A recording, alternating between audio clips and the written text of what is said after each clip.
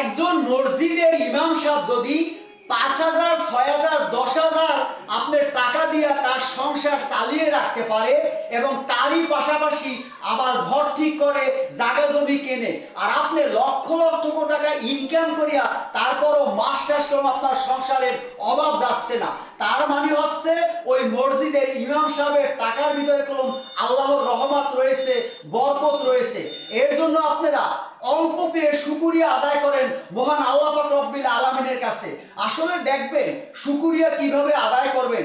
সকালবেলা মসজিদে যখন আমরা নামাজ পড়তে যাই তখন দেখি মসজিদে কাতার হয় একটা, আর যদি আপনার জুম্মার দিন আসে, জুম্মার দিন মসজিদের ছাদে আশেপাশে কোনাসে ডেরাঙের ভিতরে কত মানুষ দেখা যায়, সবাই আল্লাহর ইবাদত করতে যায়। আসলে এটাই আপনাদেরকে বুঝাইতে চাচ্ছি, এই শীতের ভিতরে মসজিদে যাবেন সকালবেলা ফজরের নামাজ আদায় করতে, তাহলে আল্লাহ পাক রব্বিল আলামিন মনে করবে কি জানেন, আপনি সত্যি আল্লাহর প্রেমিক, আপনি আল্লাহকে ভালোবাসেন। আমার মা ও বোনেরা, দুনিয়ার সুখ শান্তি ক্ষণিকের জন্য আজকে আমি এই হুল চেয়ারে বসে আছি, আগামীকালটা হয়তো আমার ক্ষমতা থাকবে না, আমি রাস্তায় ভিক্ষা করব বা রিক্সা চালাবো বা অটো গাড়ি চালাবো।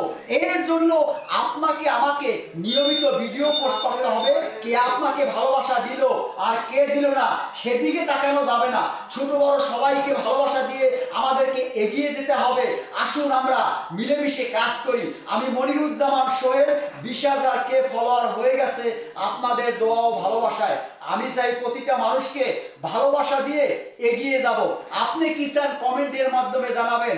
আসলে কথাই বলে 10-এর লাঠি 1-এর বোঝা, মিলেমিশে করি কাজ, হারি জিতি নেহিলাস। কি বলেন কমেন্টে জানাবেন ইনশাআল্লাহ।